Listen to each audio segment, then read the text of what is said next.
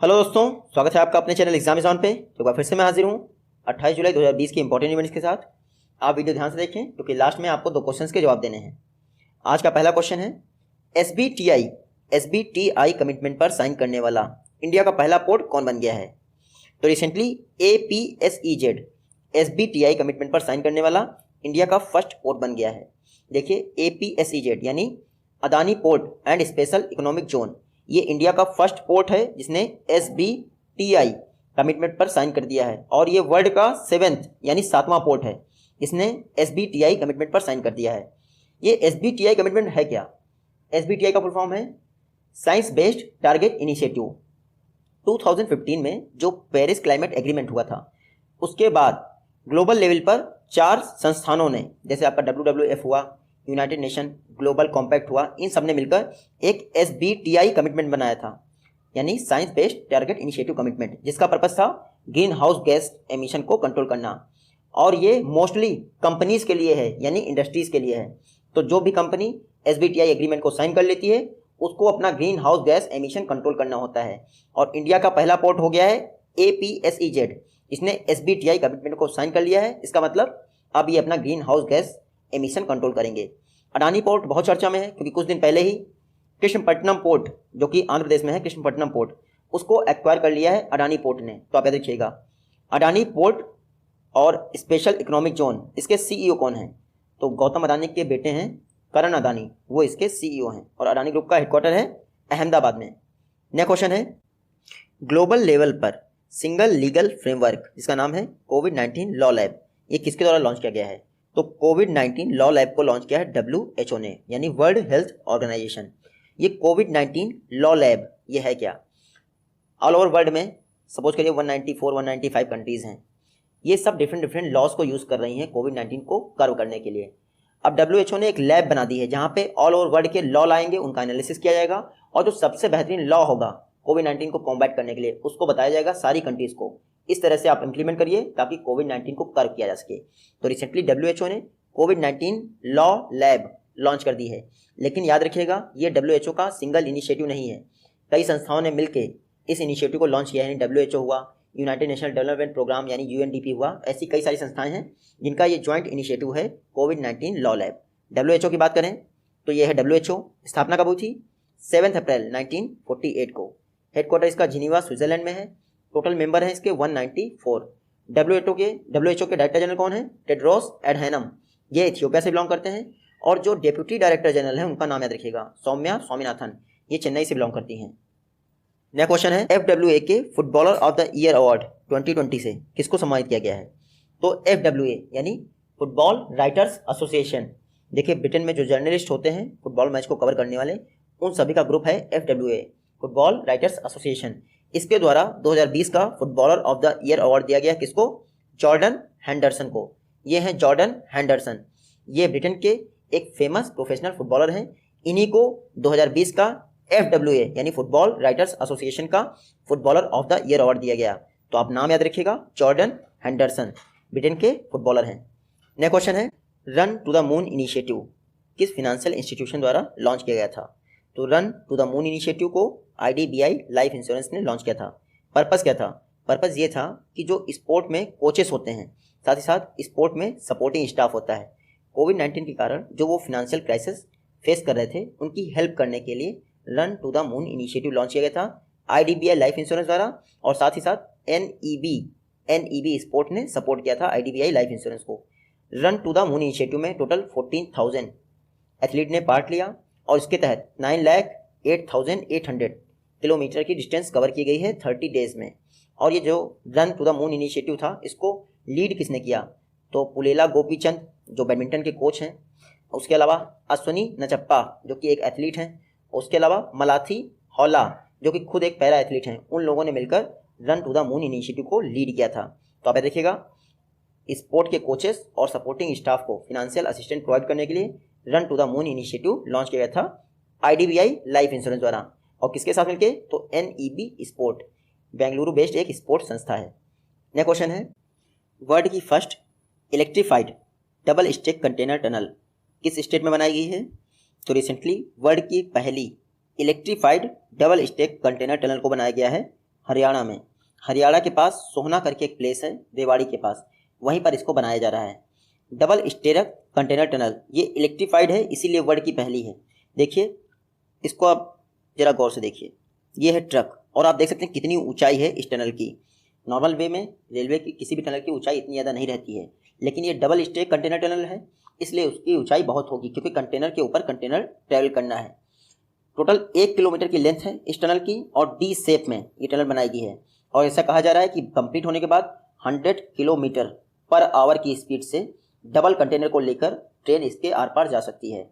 तो आप देखिएगा इस टनल को बना कौन कर रहा है, तो रेलवे की जो western dedicated freight corridor company बना रही है, नाम क्या है, dedicated freight corridor corporation of India limited, वही इस टनल को बना रहा है। अगर क्रॉस सेक्शनल एरिया के हिसाब से बात करें 150 स्क्वायर मीटर एरिया के साथ ये इंडिया की सबसे बड़ी टनल हो जाएगी। आप याद रखिएगा। रेलवे की बात करें तो इंडिया का रेलवे इस समय बहुत चर्चा में है, क्योंकि रिसेंटली बांग्लादेश को इन्होंने पहली कंटेनर ट्रेन भेजी है, FMCG यानी फास्ट मूविंग कंज्यूमर गुड्स की ये ट्रेन है। टोटल 50 कंटेनर भेजे गए हैं बांग्लादेश को बाया ट्रेन। तो आप याद रखिएगा कोलकाता से भेजे गए हैं वाया ट्रेन। उसके अलावा मुंबई का जो सेंट्रल रेलवे जोन है इंडियन रेलवे का, वहाँ पर CSMT छत्रपति शिवाजी महाराज टर्मिनल है, उसने कॉन्टैक्टलेस टिकट चेकिंग के लिए एक मोबाइल ऐप लॉन्च किया है। नाम क्या है मोबाइल ऐप का, तो check in master mobile app है, जिसको छत्रपति शिवाजी महाराज टर्मिनल ने लॉन्च किया है कॉन्टैक्टलेस टिकट चेकिंग के लिए। और जो Chhatrapati Shivaji Maharaj terminal railway station है ये सेंट्रल रेलवे जोन में आता है, अपने याद रखिएगा। नया क्वेश्चन देखते हैं। MHRD ने स्टे इन इंडिया और स्टडी इन इंडिया पर एक कमेटी बनाई है। आपको बताना इसके हेड कौन होंगे, तो स्टे इन इंडिया और स्टडी इन इंडिया कमेटी के हेड होंगे DP सिंह, जो कि UGC यानी यूनिवर्सिटी ग्रांट कमीशन के चेयरपर्सन हैं, वही स्टे इन इंडिया और स्टडी इन इंडिया कमेटी को हेड करेंगे। पर्पस क्या है, कोविड-19 क्राइसिस में भी जो फॉरेन से स्टूडेंट हमारे इंडिया पढ़ने आएंगे, क्या प्रोसीजर हो उनके आने का और क्या चेकिंग होना चाहिए, ताकि स्टडी इन इंडिया प्रोग्राम का वो यूज़ कर सकें। तो स्टडी इन इंडिया और स्टे इन इंडिया, इस पर कमेटी बनाई गई है, जिसके अध्यक्ष होंगे DP सिंह। बात करें अगर MHRD मिनिस्ट्री की, जिन्होंने ये कमेटी बनाई है, तो मिनिस्टर कौन है, रमेश पोखरियाल निशंक ने कुछ दिन पहले ही स्टूडेंट्स के लिए मनोदर्पण इनिशिएटिव लॉन्च किया था। आप याद रखिएगा, मनोदर्पण इनिशिएटिव। नया क्वेश्चन है, एम्प्लॉयमेंट जनरेट करने के लिए रोजगार बाजार पोर्टल किस स्टेट या यूटी गवर्नमेंट द्वारा लॉन्च किया गया है, तो रिसेंटली दिल्ली गवर्नमेंट ने रोजगार बाजार पोर्टल लॉन्च कर दिया है।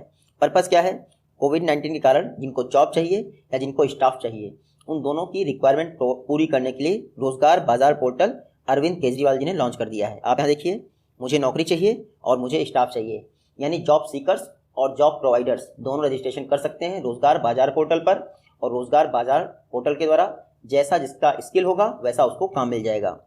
बात करते हैं दिल्ली की, इस समय बहुत चर्चा में है दिल्ली।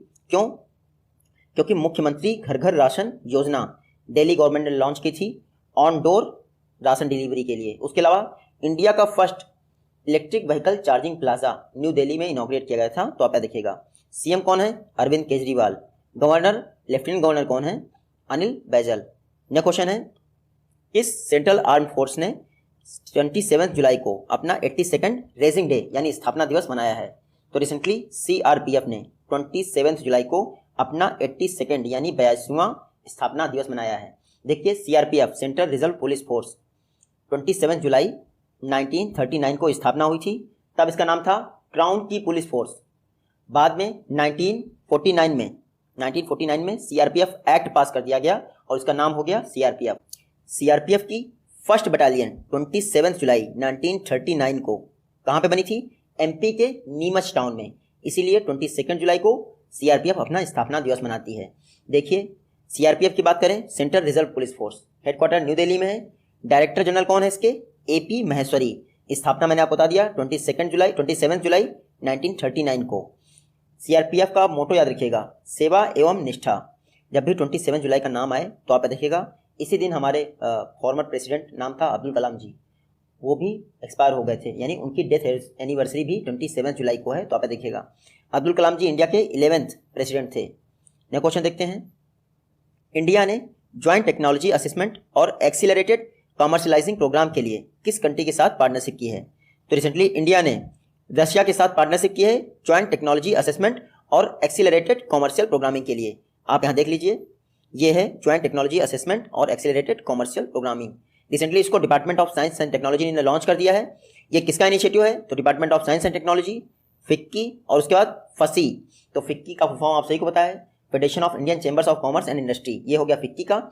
और ये जो फसी है इसका फुल फॉर्म क्या है? इसका फुल फॉर्म है foundation for assistance to small innovative enterprises.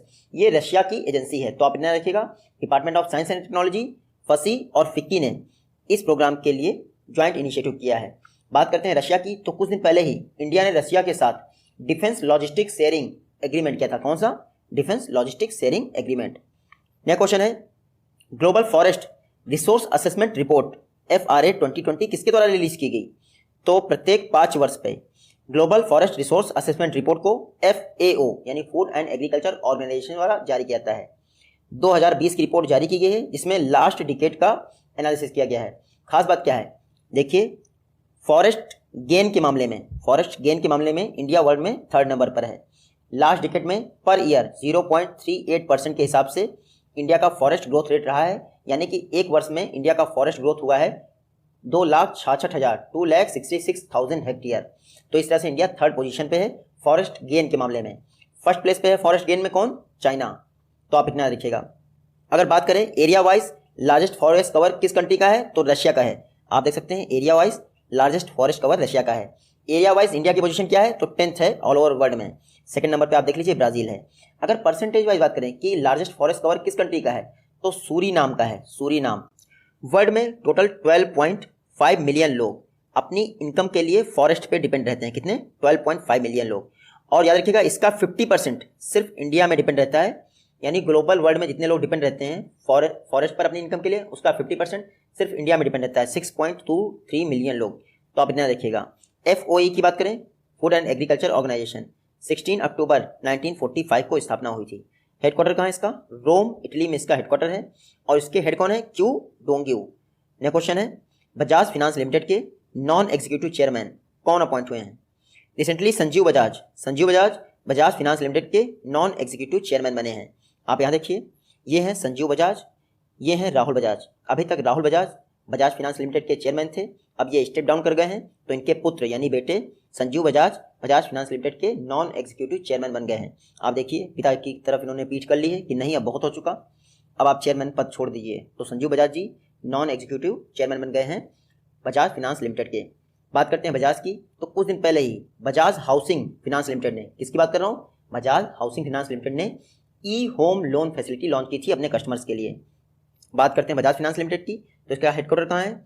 इसका हेडक्वार्टर याद रखिएगा पुणे में है इसका हेडक्वार्टर। अभी तक संजीव बजाज इसके MD एंड CEO थे, अब नॉन एग्जीक्यूटिव चेयरमैन बन गए हैं। नेक्स्ट क्वेश्चन है, bending the curve 2025 forecast for energy electricity demand, बाकी आप पढ़ लीजिएगा, ये रिपोर्ट किसके द्वारा जारी की गई?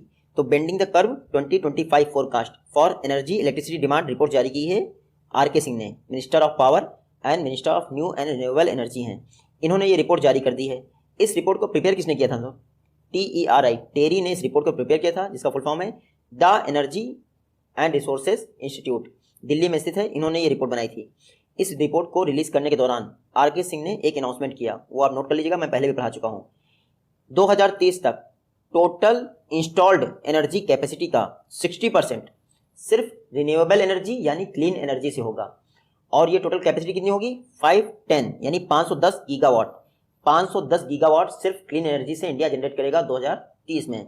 इस 510 गीगावाट में से 60 गीगावाट हाइड्रो इलेक्ट्रिक प्रोजेक्ट से एनर्जी आएगी। तो आप इतना देखिएगा, PM मोदी जी ने कितना अनाउंसमेंट किया है 2030 तक का टारगेट रिन्यूएबल एनर्जी के लिए? तो 450 गीगावाट ये PM मोदी जी का टारगेट है, जबकि RK सिंह ने अनाउंस किया है 510 गीगावाट, जो कि टोटल इंस्टॉल्ड कैपेसिटी का 2030 में 60% होगा। तो आप इतना याद रखिएगा। उसके अलावा ये रिपोर्ट भी इन्होंने जारी की, जिसको टेरी ने प्रिपेयर किया था।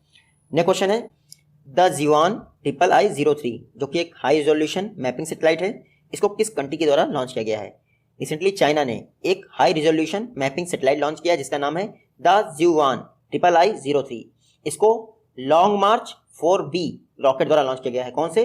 लॉन्ग मार्च 4B रॉकेट द्वारा। तो आप नाम याद रखिएगा।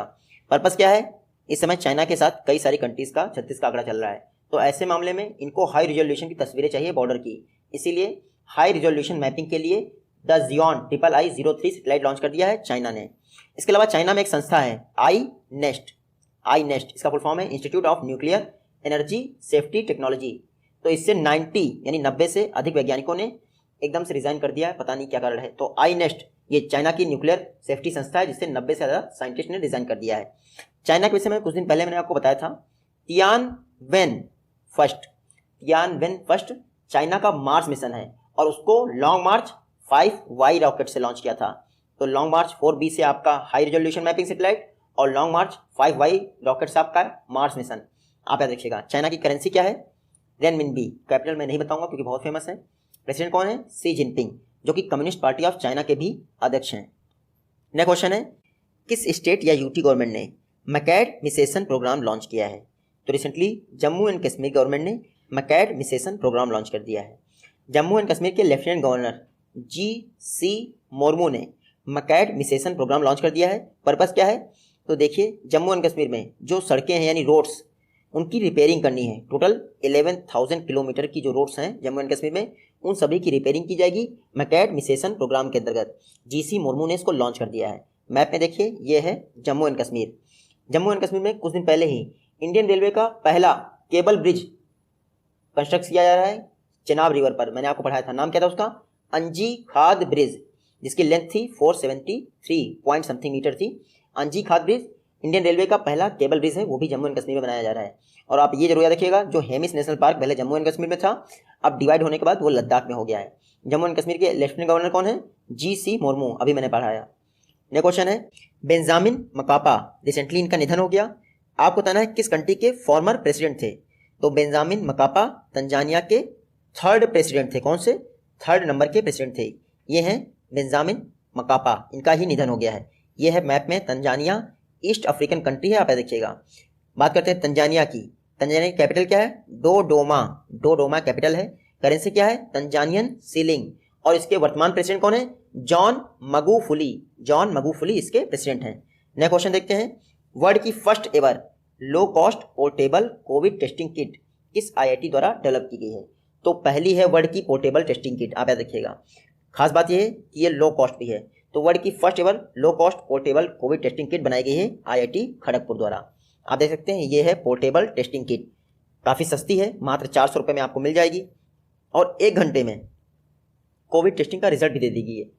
इतनी सस्ती है, इसमें सिर्फ पेपर चेंज करना पड़ता है। ये एक रैपिड टेस्टिंग किट है और पोर्टेबल है, तो आप याद रखिएगा। कुछ दिन पहले मैंने आपको पढ़ाया था, IIT दिल्ली ने एक कोरोश्योर करके इंडिया की सबसे सस्ती टेस्टिंग किट बनाई थी, लेकिन वो पोर्टेबल नहीं थी। उसके लिए आपको हॉस्पिटल में जाना पड़ेगा।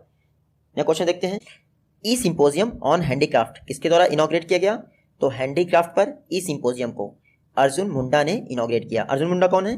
ट्राइबल अफेयर्स मिनिस्टर हैं अर्जुन मुंडा। इन्होंने हैंडीक्राफ्ट पर ई सिंपोजियम को ऑर्गेनाइज किया। ये कहाँ पे हुआ था? तो IIM शिलोंग, वहाँ पे IIM शिलोंग में एक अब्दुल कलाम सेंटर है, उसका ही इनिशिएटिव है ई सिंपोजियम ऑफ हैंडीक्राफ्ट।